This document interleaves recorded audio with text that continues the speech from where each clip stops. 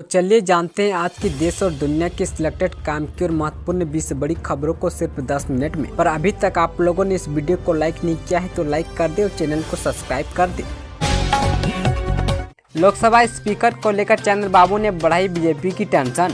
लोकसभा की स्पीकर पद को लेकर एनडीए में माथापच्ची जारी है। मंत्रियों को विभागों के बंटवारे के बाद अब लोकसभा अध्यक्ष किसे बनाया जाए इस पर फैसला लेना बाकी है। भाजपा नेताओं की माने तो अध्यक्ष पद पार्टी खुद रखना चाहती है और किसी भी एनडीए के साथी दल को नहीं देना चाहती है। अब टीडीपी की एक शर्त पार्टी की टेंशन बढ़ा दी है।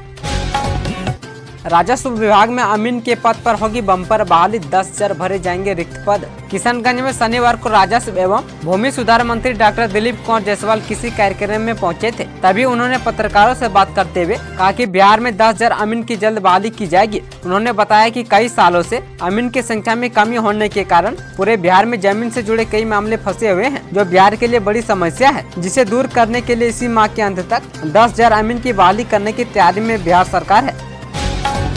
इस शर्त को पूरा करो और झारखंड में जेडीयू का टिकट पाओ, नीतीश कुमार की पार्टी का बड़ा ऐलान। जेडीयू के प्रदेश अध्यक्ष सह राज्यसभा सदस्य खीरू महतो ने प्रदेश पार्टी नेताओं को विधानसभा चुनाव में जुट जाने को कहा है। उन्होंने शनिवार को डिप्टी स्थित पार्टी कार्यालय में हुई बैठक में सदस्यता अभियान में तेजी लाने पर जोर दिया है। साथ ही विधानसभा सम्मेलन आयोजित करने एवं मतदाताओं को पार्टी के कार्यकर्ताओं से जोड़ने के लिए कार्यक्रम योजना तैयार करने के निर्देश दिए हैं। उन्होंने कहा कि न्यूनतम 15,000 सदस्य वाले नेताओं को ही आगामी विधानसभा क्षेत्रों में टिकट देने पर विचार किया जाएगा। चिराग पासवान पर दिल हार बैठी ये एक्ट्रेस, शारजाह सोशल मीडिया पर वीडियो शेयर कर जाहिर किया प्यार। लोकसभा चुनाव 2024 का रिजल्ट आने और पीएम मोदी के सत्ता में आने के बाद उनके कैबिनेट के मंत्रियों की चर्चा खूब होने लगी है। ऐसे में एक नाम और है जिसकी इस वक्त खूब चर्चा हो रही है। ये नाम केंद्रीय मंत्री चिराग पासवान का है। चिराग एक राजनेता होने के साथ ही एक्टर भी रहे हैं। हालांकि एक्टिंग में उनका सिक्का नहीं जमा और आज भी चिराग पर हजारों लड़कियां मरती है। उनका हर वीडियो और तस्वीर सोशल मीडिया पर आते ही वायरल हो जाती है। इसी बीच अब भोजपुरी की एक फेमस एक्ट्रेस चिराग की न्यूटनेस की दीवानी हो गई है। इस एक्ट्रेस ने शारजाह सोशल मीडिया पर चिराग के लिए अपने दिल की बात कही है। किसानों के लिए खुशखबरी, धान रोपाई से पहले खातों में पहुंचेगी 17वीं किस्त।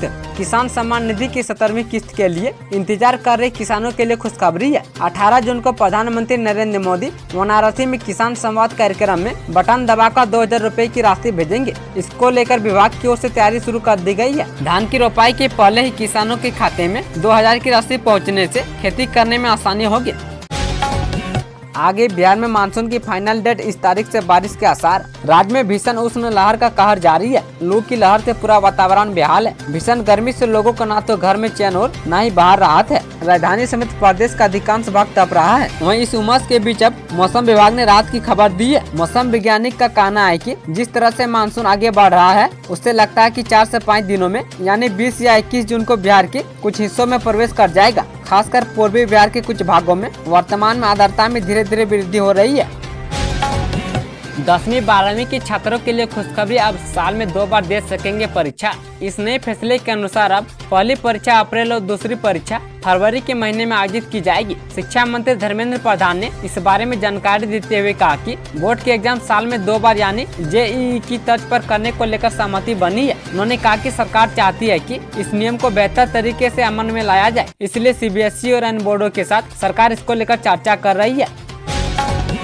अब ये तो हमारे सीएम पर निर्भर है, पता नहीं मांझी ने क्यों कह दिया ऐसा। केंद्रीय मंत्री जीतन राम मांझी ने कांग्रेस नेता राहुल गांधी और ईवीएम को लेकर बड़ा बयान दिया है। मांझी के नए बयान से बिहार के साथ साथ पूरे देश में सियासी भूचाल आने की उम्मीद है। मांझी ने मीडिया से बात करते हुए कहा कि कांग्रेस नेता राहुल गांधी के बयान पर पलटवार करते हुए कहा कि सुप्रीम कोर्ट ने जब ये कह दिया है कि ईवीएम में कोई छेड़छाड़ नहीं हुई है, फिर भी वे केवल अपने मनोरंजन के लिए ऐसा कहते हैं।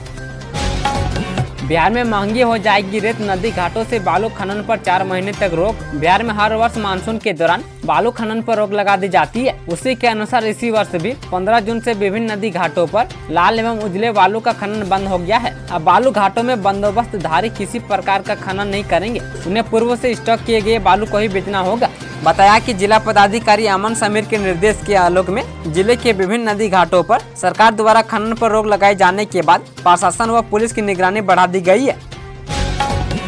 नेटवर्किंग ट्रैकिंग के आड़ में यौन शोषण, बालिका गृह कांड की तर्ज पर दर्जनों लड़कियां शिकायत FIR दर्ज। बिहार के मुजफ्फरपुर में नेटवर्किंग की आड़ में यौन शोषण के धंधे का खुलासा हुआ है। अहियापुर के बखरी में नेटवर्किंग कंपनी के परीक्षण केंद्र में किशोरी युवा युवतियों के यौन शोषण और उनके साथ मारपीट करने का मामला कोर्ट के आदेश पर अहियापुर थाने में दर्ज किया गया है। छपरा के मसरक थाना इलाके की युवती के परिवार पर FIR दर्ज की गई है। संचालक के खिलाफ युवती ने कई सबूत होने की बात बताई है और उसने कई बार उसका गर्भपात भी करवाया है। फिलहाल मामले की जांच में पुलिस जुटी हुई है।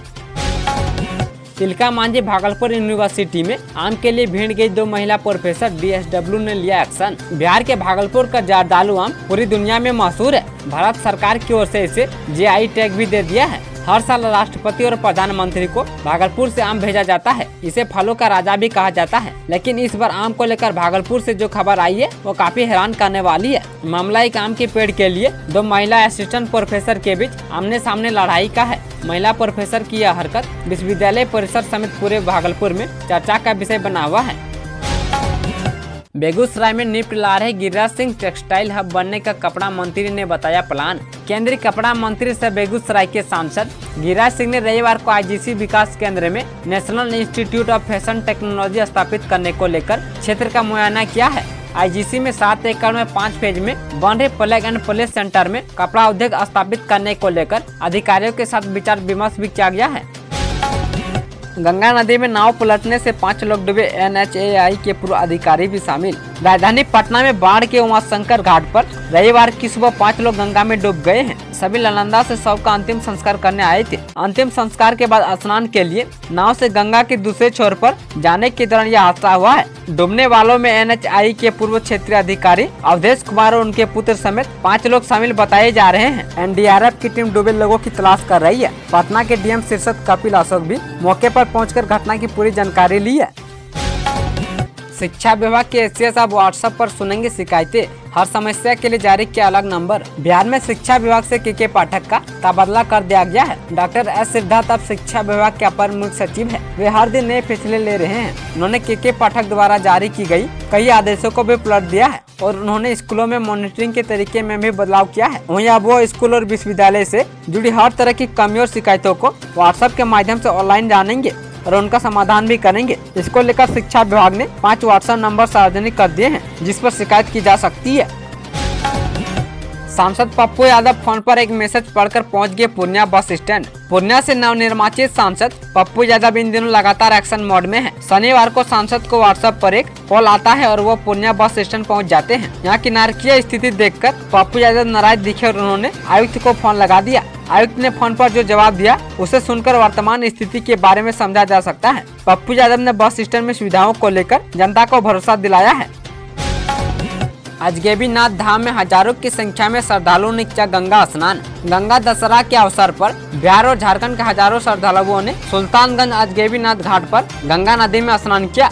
इस पवित्र पर्व के दौरान गंगा स्नान को धार्मिक और आध्यात्मिक महत्व दिया जाता है। श्रद्धालुओं का मानना है कि इस दिन गंगा में स्नान करने से पापों का नाश होता है और मोक्ष की प्राप्ति होती है। स्कूलों के लिए KK पाठक का एक और आदेश ध्वस्त, नए अफसर ने जारी किया यह फरमान। बिहार में शिक्षा विभाग के अपर मुख्य सचिव बदले गए हैं। KK पाठक का तबादला किया गया और डॉक्टर S सिद्धार्थ को शिक्षा विभाग का SCS बनाया गया है। KK पाठक के कई आदेशों को नए अपर मुख्य सचिव बदल चुके हैं। उन्होंने अब एक और आदेश जारी किया है। सरकारी स्कूलों के निरीक्षण का तरीका उन्होंने बदला है। इसके लिए अब DM को अधिकार दिया गया है कि वह टीम बनाकर स्कूलों की निगरानी करवाएं। उन्होंने पुराने आदेश को मानने में हुई लापरवाही का भी जिक्र उस लेटर में किया है जो उन्होंने सभी जिला अधिकारियों को भेजा है।